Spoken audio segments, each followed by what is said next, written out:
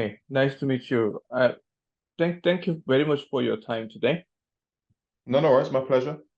Yeah, I mean, we were in contact about Kim Jisoo's deal before, but now it's official. So yeah, I mean, and there are many Korean fans curious about the deal and about the Brentford. So let's talk about those topics today. Yep. Shall we start with the questions? I will ask the questions. First of all, can you please briefly introduce about yourself? You are covering the Brentford, but can you please introduce yourself to Korean fans, please? Of course, yeah. So I'm Jay Harris. I've been covering Brentford for The Athletic for 2 years. I used to work at Sky Sports News before that. And my job at The Athletic is basically to learn and find out everything that's going on in the world of Brentford. So that's not just the first team, that's the B team. And obviously that's going to be quite important with this situation. Yeah. I mean, I'm following your Twitter and thanks for following me as well. But what I found out in Twitter is that you wrote about yourself a hip hop scholar. Is it? Do you like hip hop music? Yeah, I'm a big hip hop fan. I also collect a lot of vinyl. So I'm a bit of a record collector. So that's what I do in my spare time. But I like a lot of Tribe Called Quest, De La Soul, people like that. So yeah, thanks for asking. All right. Okay. And then let's talk about hip hop later, next video. Yeah. But today we need to talk about many things about Kim Jisoo in particular. So next question is that, about Kim Jisoo. I mean, as you can imagine, of course, there are many fans who are curious about, who were interested about Brentford, but Brentford is not the super mega club in South Korea. So far, they will be familiar with Korean fans from now on. So can you briefly tell us about Brentford? What's their strengths and weakness as a club? Brentford have been on this really remarkable journey in the last 10 years, which is why it's not a surprise that people in South Korea, and not just South Korea, but around the world, don't really know a lot about them. They were still playing in the third division of English football in 2009. And basically, the club changed massively when Matthew Benham took over in 2012. Matthew Benham's someone who has supported the club since he was, a teenager. And then he basically made his money through owning a gambling company. He took over at Brentford, and a lot of what he did was about signing players based on data. And so in the last few years, the club have done a lot of signing players from Denmark, from Norway, from France, maybe players that other clubs wouldn't look at. They've signed them, developed them into Premier League superstars, basically. And I guess their story became worldwide when they got promoted to the Premier League. They famously beat Arsenal 2-0 on that opening day. And since then, the club's gone from strength to strength. And the club's ethos has always been about, they didn't just want to survive in the Premier League. They wanted to try and fly and thrive in the Premier League. And so, as I've mentioned, a lot of that is about signing quality players. And I think the case with Kim Jisoo is that they're a Premier League club. They're getting bigger and bigger and bigger. They spotted him before the Under-20 World Cup, but it's, his performances there have really brought him to their attention. And they thought, we have an opportunity now to sign a player who maybe we wouldn't have been able to do when we were in the Championship 2-3 years ago. So they're a club on the up and up and up. They finished 13th in their first season in the Premier League. Someone called Christian Eriksen was involved. And then they finished 9th last year. And I think the aim for the club would be to stay in the top 10 of the Premier League. But obviously, it's really difficult to do that. Yeah. Okay. And then one more thing is that we are having the transfer window right now. And then there are some talks about Brentford is trying to buy Nathan Collins from Wolverhampton. And then including that, which positions are they trying to enhance this transfer window? Well, there were two main positions I think they needed to enhance this transfer window. Not a striker. I know lots of people think that they needed to replace Ivan Toney. The club have always been really happy with the backup options. They've got Johan Visser, Brian Mbumo, Kevin Schade, even Keane Lewis Potter. There was enough variety there. The areas they needed to address was goalkeeper. You know, David Reyes made it very clear. He's spoken about it publicly that he wants to leave the club this summer. And then the other place was centre-back. And, you know, they had a really good defensive record last season. But to give a little bit of context, Pontus Jansson, who's their club captain, he's been a massive figure for the club since he joined 4 years ago. He's returning to his boyhood club, Malmo. He grew up in Sweden. He supported Malmo. He's got Malmo tattoos on his arms. And he decided he wanted to go back to Sweden this summer. Brentford also have a Norwegian centre-back called Christopher Ayer. They signed him 2 years ago from Celtic.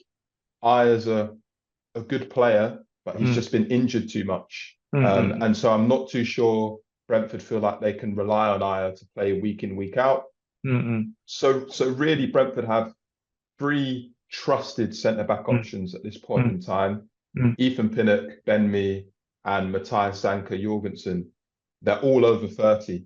And there's nothing wrong with being over 30, of course. But in football, it's good to have a succession plan.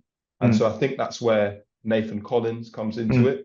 I think ideally Nathan Collins would be someone who could play in the Premier League tomorrow and he could perform for the team tomorrow. Whereas I think Kim Ji-soo is a player who they think we can slowly integrate into the first team, but he will be a Premier League player for us for 4, 5, 6, 7, however many years. So I think that's the thinking. But centre-back's been a real target for them this summer.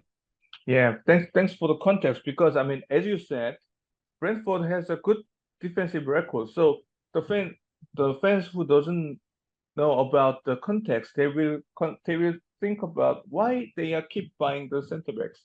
So thank you very much for the context. And now about Kim Ji-soo, I mean, as we talked before, there was a bit of confusion about whether he will join the B team or straightly going into the first team.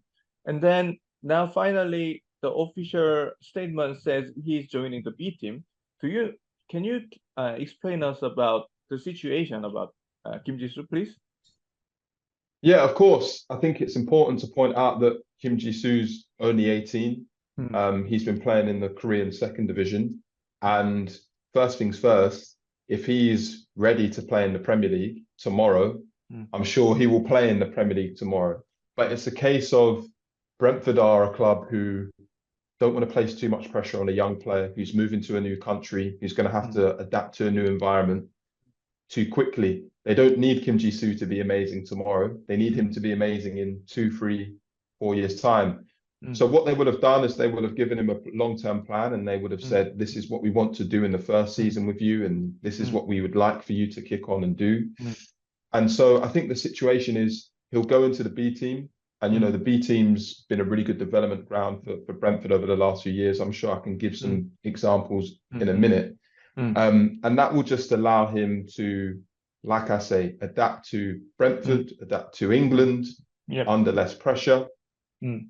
And if he's good enough, I'm sure he'll regularly train with the first team anyways. And then depending on how quickly he adapts, how much he impresses, I'm sure there'll be opportunities maybe in cup competitions in a few months' time. But it's just about taking things slowly, step by step. Because if we rush Kim Ji-soo's development too quickly, you know, it might have a negative impact. And there's no shame in going into the B team. And like I said, the jump up from the Korean second division to the Premier League will be quite a big one.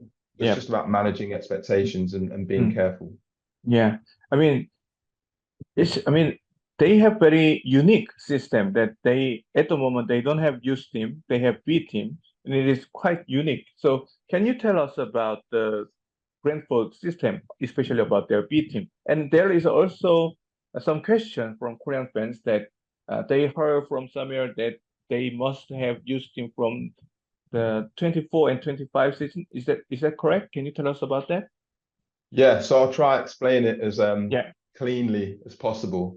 But basically, Brentford got rid of their academy in 2016, so 7 years ago. And Brentford were a very, very different club then. Brentford were in the Championship. And maybe to give people a little bit more perspective, Brentford play in a new stadium. It opened, I think, 3 years ago, and it's 17,000 people can fit in that stadium. Arsenal Stadium is 60,000. Chelsea's is 40,000. Manchester City's is 50,000. Old Trafford Man United is 80,000. Brentford are a small club compared to other teams in the Premier League. When they were in the Championship, they didn't have 18,000 fans coming week in, week out. They didn't make that much money. So they had this academy. All of their best players were getting stolen by Manchester City, Manchester United. So they said, at this point in time, we need to save money and get rid of the academy. So the academy covers players who are 9 years old up until around 21 years old. So that's a huge age range. Yep. So Brentford said, we're just going to focus on 17 to 21-year-olds in this B team because they're more likely to make an immediate impact on our first team and help us get promoted. So that's the short version of it. So over the last few years, lots of players from their B team have made a really big impact in the first team. The best examples, probably Marcus Forss. He went on and, you know, scored a lot of goals for them in the Championship. He scored a really big goal for them in the playoff semi-finals. Mads Rørsted came through the B team. I think he's played 50 times for Brentford in the Premier League. So it's a clear development pathway. But obviously, when they're a Championship team, again, it's easier to break into. It's harder to break into in the Premier League. Yep. Now, back to the academy. The Premier League changed their rules. So basically, all clubs have to run an academy, and that's by the 2024-25 season. And so Brentford have slowly started bringing back their academy over the last year, and their academy pretty much officially starts running again this summer. So they're taking those steps. And also, Brentford nearly qualified for Europe. And if you want to play in Europe and play in a UEFA competition, the Champions League, Europa Conference League, you also have to have an academy. So Brentford had to bring back the youth team. They had to bring back the academy. Kim Ji-soo will sit in that B team, which is basically in between the academy or the youth team and the first team. And it's basically where players can develop, push on, and hopefully break into the first team. So bear with me for another minute. And I'll explain why the B team's different to academies in England. Academies and youth teams in England normally only play against other academies. So you've got 18-year-old boys versus 18-year-old boys. And Brentford didn't think and don't think that's the best way for players to develop. They need to be challenged. They need to come up against players older than them. So Brentford's B team often play games around the world. They were in the Atlantic Cup in Portugal in February. They played teams from Sweden. I think they did play a team from South Korea, actually. I've forgotten the name off the top of my head. They've played Monaco's under-21s before. I've watched them play non-league sides in England. So non-league sides in England are semi-professional teams, but they're all 30, 31, 32 years old, grown men. So the idea is they get a really good experience of coming up against people who play in a very different way. So Kim Ji-soo will get the experience of playing against Arsenal's academy or Chelsea's academy, but he'll also go abroad with Brentford's B team and play in different tournaments. And then he'll also play on a really muddy, really rainy pitch somewhere random in London against 30, 31-year-old men. The idea is it will toughen them up. It gives them a different experience. So hopefully that answers everything pretty much on the B team in the academy. Yeah, I mean, it's very flexible and they have more freedom. The B team has more freedom than the traditional youth system. Is it right? Yeah, that's exactly correct. So Brentford's B team organise their own fixtures. So there are times where, you know, they organise a friendly and then fly out and 2-3 days later play that friendly. Like you said, flexible is a really good way to describe it. Just one more question. While I was listening to your explanation, which is brilliant, that is, you said they are working on the youth team. I mean, they will use team from this summer or next season or one season later? From when? So basically, it's a little bit confusing. But Brentford started setting up the academy again last summer, so 12 months ago. Yeah. But it was based somewhere else. From this summer, the academy or part of the academy is going to be based at their main training ground. So they're going to have, I think it's 16, 17, 18-year-olds based at the training ground. Then at another site, they're going to have 9 to 16-year-olds. So the academy is back, but it's just taking a little bit of time to build it up and to have it running at the best level possible. So then, once the academy is back, do you think they will maintain the B team or not? Yeah, they'll definitely maintain the B team. So they will have both B team and youth team. Yeah, exactly. For the reasons I just said, the B team's produced a lot of good players for them, but also it's how they believe young players should be challenged and should be developed. It's about the flexibility. It's about the different experiences, and so they've said multiple times that they want to keep both.